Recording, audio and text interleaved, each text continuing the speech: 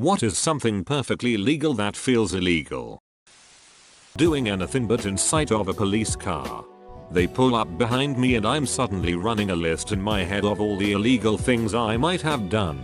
Registration, up to date. Car inspection, up to date. Am I drunk? No, you actually don't drink. Hi, not today. Weed, safely hidden at home. The postal police parked right in front of me the other day as I was sitting in my car browsing Reddit, and immediately I thought, shit, did I commit mail fraud and not even know it? Turning the light on inside the car when you're driving. I called my mom out when I realized recently it's not illegal. You lied to me. You know what this woman says? Are you sure? My mom always told me it was illegal. 53 years my mother believed her mother's lie and passed it on to her kids. 53 years. Going into Costco, eating all the free samples, then walking out. It's legal but I feel like a scumbag when I do it. LMAO. There are people at my Costco that show up specifically for that. I really wouldn't have a problem with them, but they wait for 10 ducking minutes at each sample station and stand in the middle of the aisle, not allowing me to move around them. That's when it gets annoying. You mean going out for dinner? Walking out from a shop without buying anything. For real, the worst thing for me is when I spend 10+ minutes in a store looking for one thing and one thing only to find they do not have it, so I end up buying at least a soda. IDKY. It's like I know I've done nothing wrong, but I have some weird fear of being accused. Buying alcohol for the first time when you turn 21. In the UK you have to be 18 to legally drink alcohol, so when I turned 18 back in 2014 I bought my first pint but felt like I was going to court drinking underage despite having a provisional driver's license. You can drink at 16 in pubs if you're with your parents or an adult. Cannibalism, if I am not mistaken. You are not. In the US you can consume someone's flesh as long as they consent. That one guy on here made tacos out of his foot and his friends ate it. Ripping off a few bananas before you buy them from the grocery store if you don't want the whole bundle. I once witnessed a friend of mine buy a single banana and I was shook. Edit. My first award. Thank you. This isn't my original idea, but going through customs at the airport you always feel like you've done something wrong. Like, what if I accidentally have a gun? I don't even own a gun. But what if I accidentally have a gun? How would I explain that? Driving around a legal recreation state fully aware of the weed I just bought, my dab pen, and a new bong in my backseat uncovered and perfectly safe from being arrested for any of those. Still can't get over it, LOL. Having something of yours in your pocket while in a store that also sells that thing. I once brought in with me a bottle of water and got hassled for it, and I was buying other items, so like, yeah, I really needed to steal that 30-cent bottle of water. Anyway, they checked the cameras and apologized rather unenthusiastically. Edit. To all the people asking me about the 30-cent water, I live in Eastern Europe, thus the low price of water and the moody condescending retail workers. As for the legal point of view, they didn't at any point detain me. One cashier stayed with me at the register, while another went to check the cameras. Of course I could have walked away, but I went there almost every day and felt like I should stay and clear things up. After a while I heard from some people that at that same store, they walked in with some sodas, half empty, and the cashier tried to take it out of their hands and scan it. I guess it's their thing. Taking men in napkins from a cafe restaurant and pocketing them to use as tissues. Pro tip. Starbucks and Chipotle have the best ones. McDonald's can be rough on the nose. My husband is obsessed with the high quality of the Chipotle forks. He keeps a bunch in his car for fork emergencies. Using a VPN. Maybe not illegal exactly, but I definitely feel a little shady about it. It will be illegal soon. First you'll be a IST or phone of some sorts though, then a criminal. I'm old enough to remember the usser I fled from. Trying to lockpick my own house cause I can't find my key. Bringing home a newborn infant. Edit. First gold. Thanks, stranger. But the catch is that it's gotta be yours, right? Just making sure. Ianal. but I'm pretty sure it's finders keepers. I still can't believe they do that at the hospital. Okay, here's the human. Off you go. Having a tank as your personal vehicle. Just buy one with a credit card. Don't worry about paying it off. They won't go after someone with a tank. Nobody will. This isn't legal most places because they're tracked and tear up the roads. You can, however, import a BTR for $40,000 and it's totally legal to drive most places. Walking around naked in Alabama. I shit you not, it's actually legal.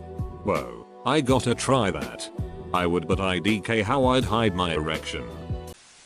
Driving 250 plus kilometers per hour on the German autobahn. Especially when crossing the border from another country and you can drive so much faster that you're used to from the country you made holiday in.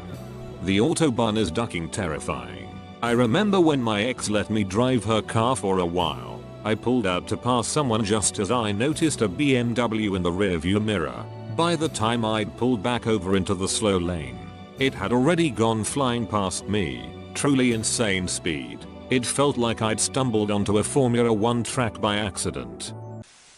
Filling out government forms. I answer honestly, but constantly feel like I'm going to misinterpret a question and somehow commit some manner of bureaucratic felony. Edit. Damn. Thanks for the upvotes and the metal. Mysterious benefactors. The capture effect, where things you've understood implicitly and without error all your life suddenly become the world's most difficult questions. Does that count as a sign? Are those street lights? Does that count as a car? Taking a free sample of food when walking past a food vendor. Obviously they're offering it for free and obviously there are no laws being broken. But I just cannot help but feel guilty, so I stand there after eating said sample and pretend to deliberate if I plan to purchase a meal there or not before slowly walking away once I've lost the attention of the guy handing out the samples. Marrying someone for their money. Then divorcing them and taking almost everything. Going through a metal detector always gives me anxiety, even though I usually have nothing to hide. Walking through nothing to declare at the airport and having a nagging concern that just maybe you managed to pack 5 kilos of cocaine, a handgun, several tons of pest-infested fruit and 2,000 cigarettes over the tobacco limit. It's always a gamble, but I've been lucky so far.